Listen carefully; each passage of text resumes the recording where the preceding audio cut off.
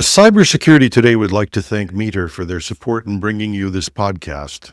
Meter delivers a complete networking stack with wired, wireless, and cellular all in one integrated solution that's built for performance and scale. You can find them at meter.com/CST. Nigerian police arrest suspects tied to a global Microsoft 365 phishing platform. U.S. prosecutors charge 54 in an ATM malware scheme linked to a terrorist group. 2 incident responders plead guilty to launching ransomware attacks from the inside. And Denmark blames Russia for a destructive cyber attack on a water utility. This is Cybersecurity Today, and I'm your host, David Shipley. Let's get started. Nigerian authorities have arrested 3 individuals linked to a large-scale Microsoft 365 phishing operation tied to a platform known as Raccoon O365.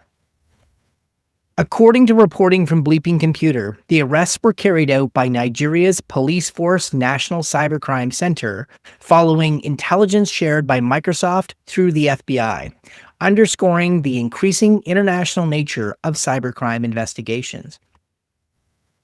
Raccoon O365 was a phishing toolkit designed to automate the creation of fake Microsoft login pages, allowing attackers to steal credentials at scale. Investigators say the service was linked to at least 5,000 compromised Microsoft 365 accounts across 94 countries, enabling business email compromise, data theft, and financial fraud worldwide.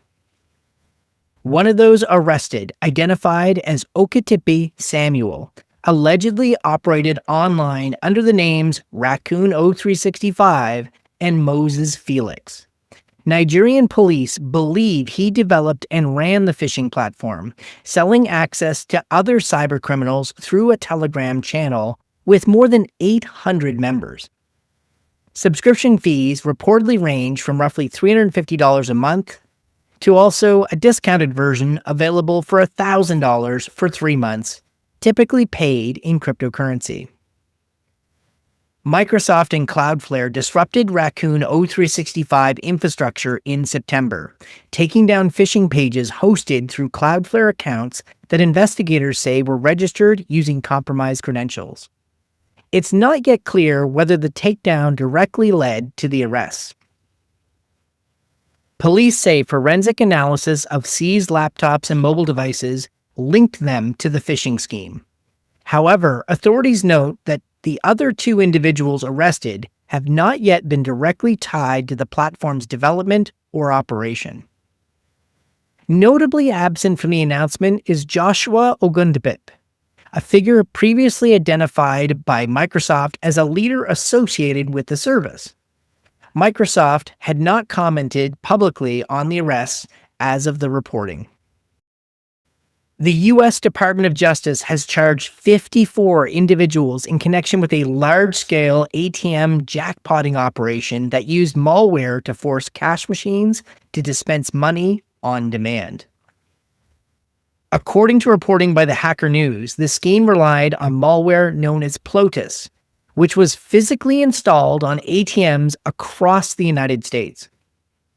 Prosecutors say the operation generated tens of millions of dollars in losses and was tied to Tren de Agua, a Venezuelan criminal organization designated by the U.S. State Department as a foreign terrorist organization. The Justice Department says one indictment returned on December 9th charges 22 people with crimes including bank fraud, burglary, and money laundering. A second related indictment from October charges another 32 individuals with conspiracy, computer fraud, and damage to protected computers.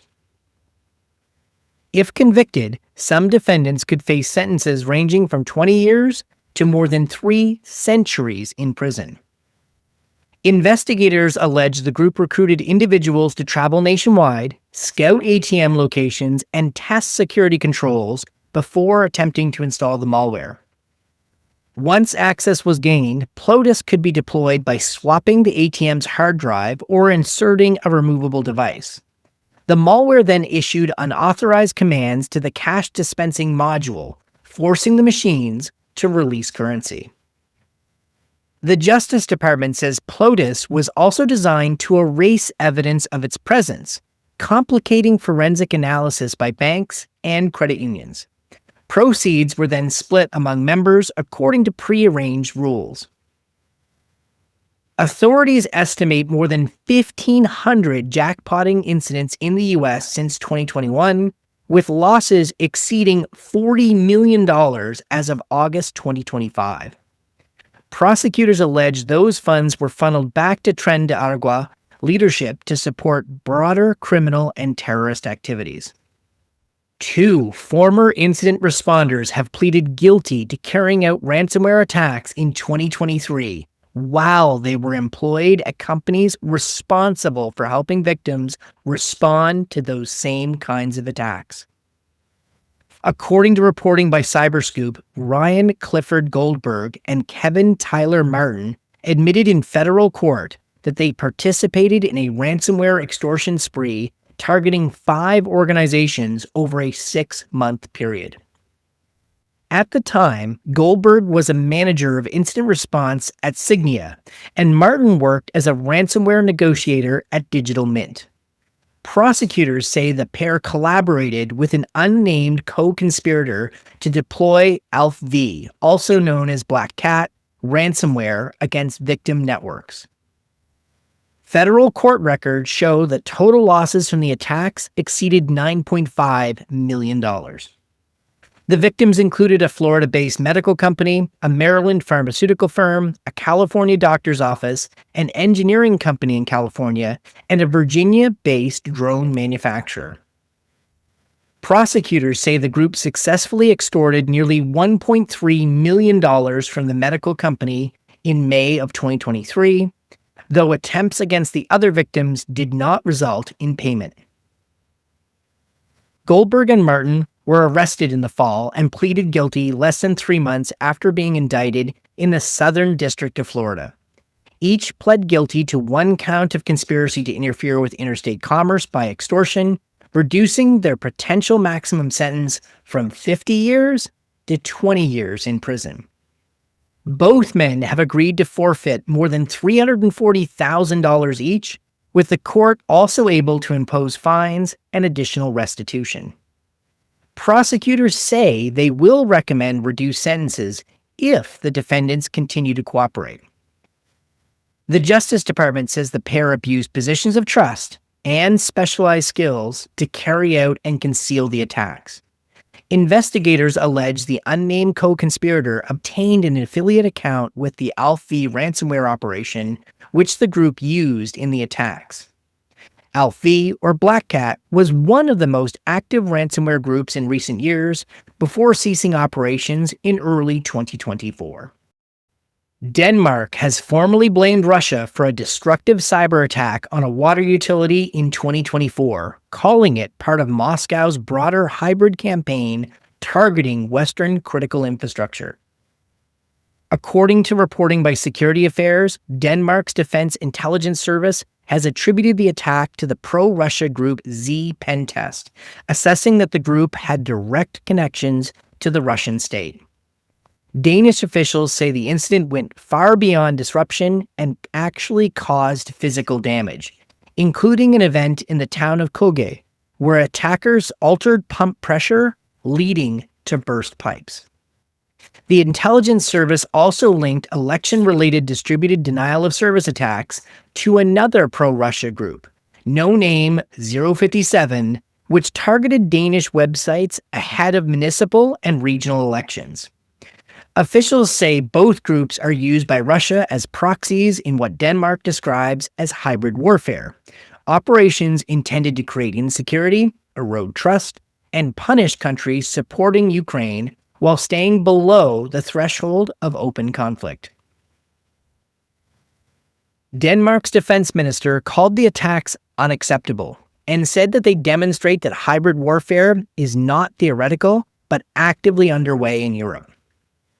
Danish authorities warned that while recent cyber and drone incidents have caused limited damage, they expose serious weaknesses in national resilience. Earlier this year, Denmark raised the cyber espionage threat level for its telecommunications sector from medium to high, citing increased nation-state activity across Europe.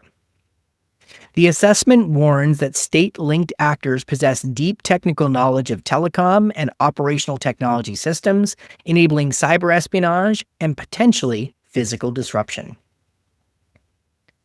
The announcement follows broader international warnings from U.S. and European agencies that pro-Russian hacktivist groups are actively targeting critical infrastructure worldwide, particularly water, energy, food, and agricultural systems.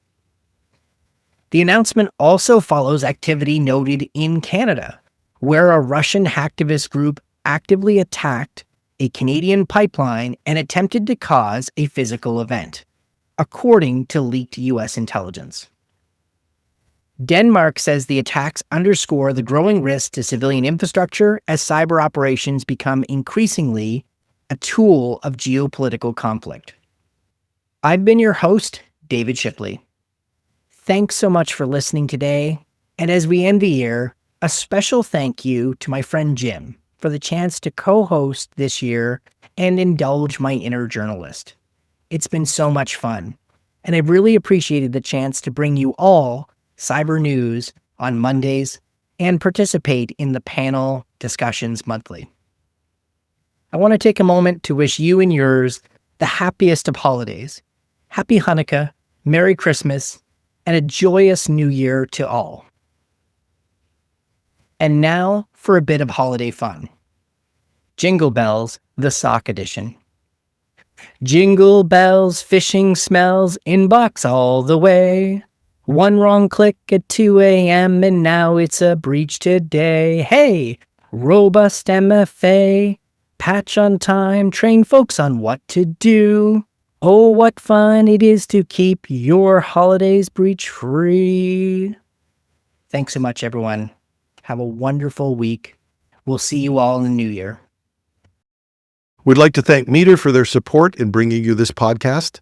Meter delivers full-stack networking infrastructure, wired, wireless, and cellular to leading enterprises. Working with their partners, Meter designs, deploys, and manages everything required to get performant, reliable, and secure connectivity. They design the hardware, the firmware, build the software, manage deployments, and run support. It's a single integrated solution that scales from branch offices to warehouses and large campuses to data centers. Book a demo at meter.com/CST. That's METER.com/CST.